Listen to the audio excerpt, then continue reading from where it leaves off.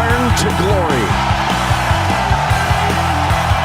That will be the greatest scene in golf forever, Jim Nance. Jimmy Johnson wins his 7th NASCAR Sprint Cup championship.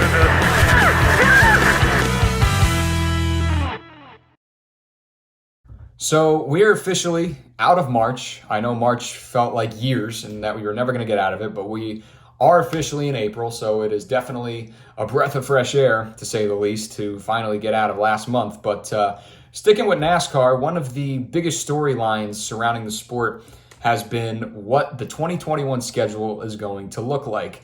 President Steve Phelps has indicated there's going to be sweeping changes to the schedule to try and implement more short tracks, possibly bringing in new tracks. We don't know.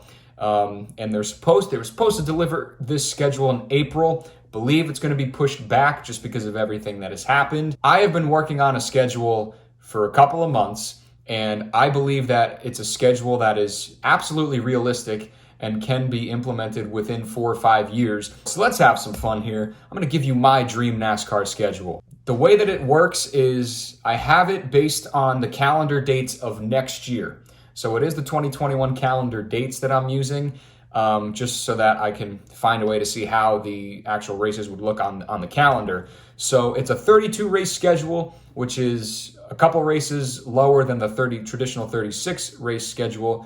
But let's just get right into it. Starting at the Daytona 500, the first race of my schedule. It'll fall on President's Weekend. NASCAR is one of those sports. It's unique in its own right because it starts with its biggest race of the year, the Great American Race. It is a true spectacle in sports, and I think that we continue to do this. It's sold out in the past 5 years.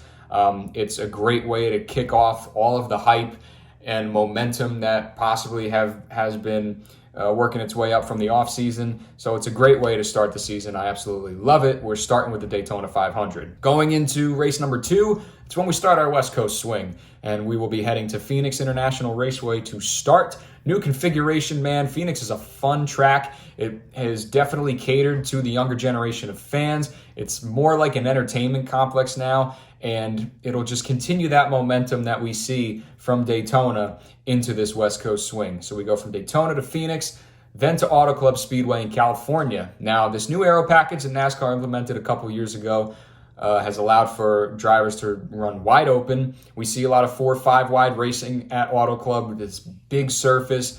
Before this aero package, Auto Club was a bit of a snooze fest. It originally had 2 dates. It lost a date, but it's important to continue racing here because we are close to the Los Angeles market, the second biggest market in the United States. And you'll hear me say throughout this schedule how important it is to hit specific markets.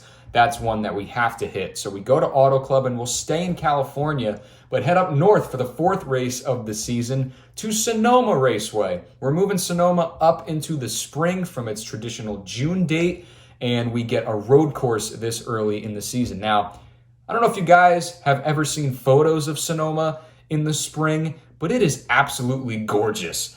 It's green, it's vibrant, it's not like that bland, dusty yellow that you get in the summer. And I know that might sound silly, but I'm serious. It's important having a road course this early because right in the beginning of the schedule, you get a super speedway, you get a short track in Phoenix, you get a bigger track in Auto Club, and you get a road course in Sonoma. So that will conclude the West Coast swing. We'll head back to the East Coast and hit Homestead Miami Speedway for the 5th race of the season. Now, Homestead no longer the championship race. I do believe it's going to lose a lot of its notoriety because of that. It's a traditional 1.5 mile. The racing not necessarily the most exciting, but being in the middle of March, spring break is hopping down in Miami, man, mid-March, and having that large congestion of people down there maybe could draw in a bigger crowd at Homestead. We don't know. But we'll have Homestead there at race number 5. Race number 6, we will now implement a familiar face that the Cup Series used to race at. We'll head back to Rockingham Speedway, one of my favorite tracks.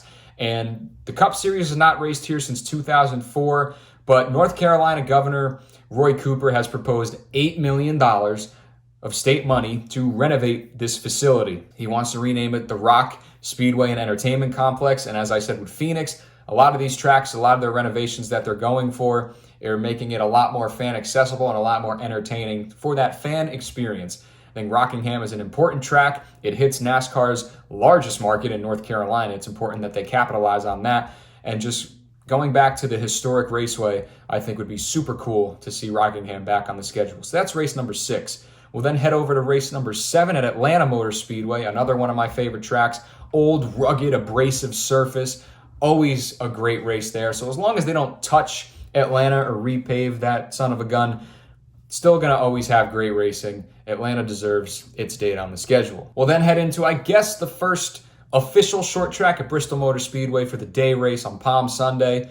Needs no introduction. Thunder Valley, man. Probably, arguably, the best race on the schedule. We'll hit an Easter weekend. Guys get a week off. We'll jump right back into the action at Talladega Superspeedway. From Talladega, we go to another new track, Memphis International Raceway. NASCAR returned there last year with the K&N Pro Series East, and fans want more short tracks, and Steve Phelps has hinted they're going to get more short tracks. It's a quarter-mile track, holds about 35,000 people, which I know in retrospect is probably not that much, but you look at a track like Phoenix, 42,000 people in the stands. It's sold out a couple times in the last couple of years.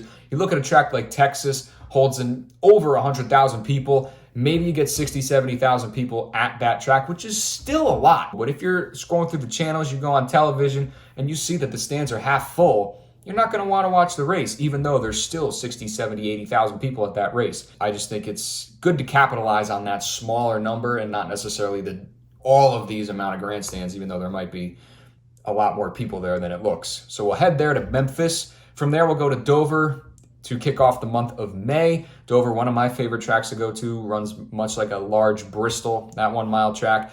And then Mother's Day weekend, we'll go to Martinsville Speedway under the lights. I know this was something NASCAR had implemented this year.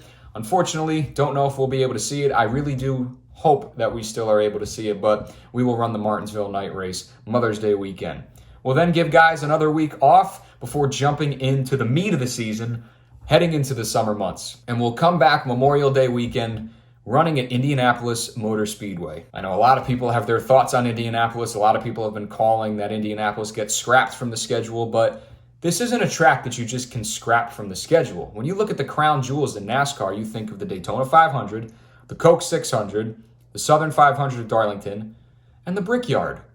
That's a crown jewel of NASCAR. You cannot just scrap it from the schedule, no matter how terrible the racing is. Roger Penske has purchased IndyCar and purchased ownership of Indianapolis Motor Speedway, so there's no way in hell that this track is getting ripped off from the schedule. It has to be on here. I think giving it its own day, Memorial Day weekend, my other intention here would be to install lights at Indianapolis. Run this race under the lights. Now, I know that that's going to be tens of millions of dollars to implement, but Roger Penske, one of the greatest and most successful businessmen in America, was awarded the Medal of Freedom not too long ago. He ain't no stranger to success. It's important that we still go to this historic track, and I think he'll have a lot of plans to kind of bring the popularity back to Indianapolis Motor Speedway. So we continue there. We'll then return to another old track. Cup Series never raced here, but the Xfinity and Truck Series are no stranger to it. The Milwaukee Mile in Wisconsin. It's been 10 years since NASCAR has run here with the Xfinity and Truck Series. Again, about a 1 mile racetrack similar to New Hampshire. And Milwaukee, Wisconsin is a very growing city right now. I think NASCAR can make a solid dent in that continued growth. And again, holding about 37,000, so might not seem like a lot, but definitely enough to sell out and to have a great crowd on hand for that race. We'll stay up north, head over to Michigan International Speedway. Very important race for the manufacturers, right in the manufacturer's backyard. We continue with that race, see who gets bragging rights for that year. And then we'll even head up even more north to Canada. The Canadian Tire Motorsports Park, another new track for the Cup Series. Truck Series races here located in Bowmanville, Ontario, Canada. And races at Canadian Tire have been very memorable for the Truck Series. It's produced some of the most memorable finishes in recent years.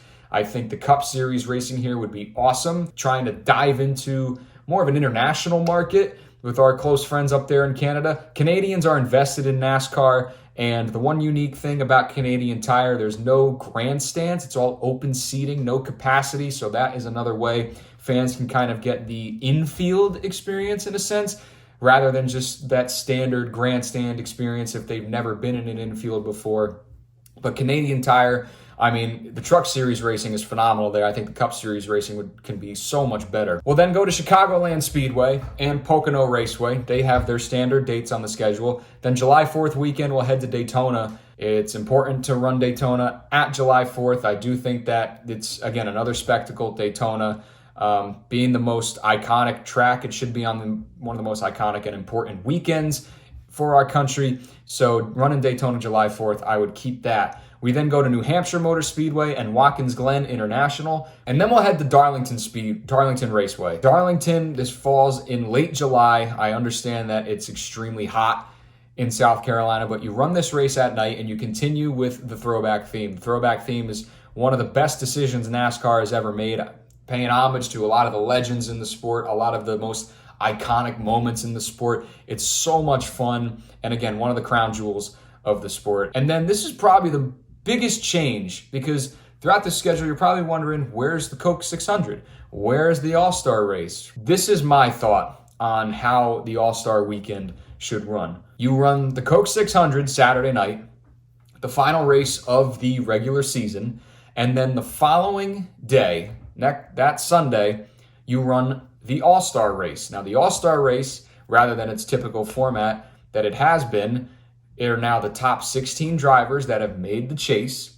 No open or anything like that. Everybody is already in the race, and it's a shootout. Whoever wins that race gets 5 extra playoff points heading into the chase. I think this is a great way to add even more excitement going into the chase. A lot more is on the table. I am personally not a fan of this whole win and you're in system, but it doesn't seem like it's going to be going away anytime soon. So in order to cater to this even more so, I think this would be a very fun way to incorporate All-Star Weekend and the Coke 600 together. Now, I do understand Coke 600, longest race of the year, probably a lot of racing that weekend. It's just a thought. And I think that it's much better than running the All-Star race on one day and then the following weekend running the Charlotte Coke 600. So condensing that together right before the chase, I think would be very, very fun. Drivers will get a week off before the chase starts, kicking off August 15th at Richmond International Raceway. From Richmond, we'll head to Kansas with the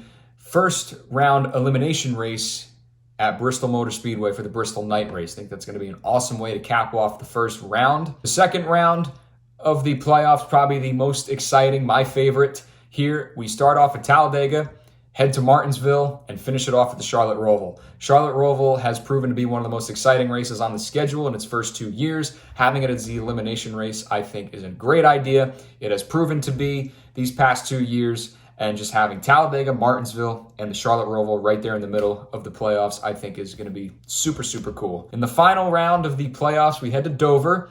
We'll then go to Texas Motor Speedway. Didn't forget about a good old Texas. And we'll end at Phoenix International Raceway before going to the championship race. Now, the championship race will be held at Las Vegas Motor Speedway.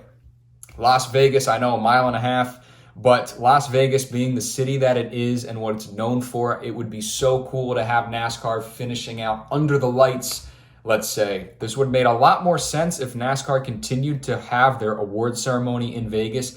It is now in Nashville, but I think Vegas is just an awesome city to end the season, capping off a great, great year. So that's my schedule. You'll notice a couple of things.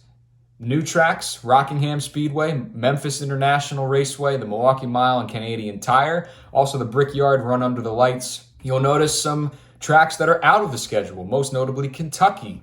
Kentucky is garbage. It has been ever since it entered the schedule. You'll notice a lot of tracks have lost their second date. The only tracks on my schedule that get 2 dates are Phoenix, Bristol, Martinsville, Dover, Daytona, and Talladega. Short tracks and super speedways. It's what the fans want. No 1.5 miles is getting a second date because the racing is not that great compared to other tracks. NASCAR wants to go back to their roots. Short tracks, super speedways, and road courses. That's what it's all about. My All-Star weekend, obviously, the biggest change condensed into that one weekend. I believe this is a realistic schedule within 4 to 5 years. I do think Rockingham is going to make a return. I do think that's going to be legitimate, but we'll see what happens. Really excited to see kind of where this schedule goes. I mean, NASCAR has done everything in its power to cater to its fans. Every change they've implemented, they've tried to make the racing so much more exciting for the fans. So you cannot fault NASCAR for listening and trying to do everything in their power to bring the sport back to its relevance that it was in the mid-2000s. But that is my schedule, and just a lot of fun, a lot of fun. All right, thank you guys so much for watching. For more sports talk and analysis, be sure to subscribe to my channel for new videos every single week.